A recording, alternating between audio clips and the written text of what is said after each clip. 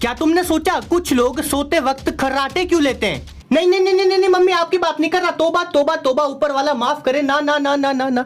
देखो, नॉर्मली जब हम सांस लेते हैं तो हवा हमारी नाक या मुंह से होते हुए गले तक जाती है और फिर विंड पाइप से होते हुए छाती तक जाती है। अब होता क्या है कि जब हम जगे होते हैं तब हमारे शरीर का हर एक मसल अच्छे से काम कर रहा होता है, कोई भी रिलैक्स कंडीशन में नहीं होता। पर जब हम सोते हैं तब हमारे मसल रिलैक्स हो जाते हैं, मतलब गले के भी मसल रिलैक्स होंगे। इसकी वजह से जहाँ से हवा जाती है वो जगह थोड़ी सिकुड़ जाएगी। अब होगा ये कि जब हवा अंदर आएगी तो वो जगह कम होने की वजह से यहाँ प्रेशर बनाएगी और प्रेशर की वजह से ये रिलैक्स मसल धुड़ धुड़ धुड़ धुड़ धुड़ धुड़ धुड़ धुड़ वाइब्रेट होने लगेंगे और बस जनरेटर चालू। मम्मी यार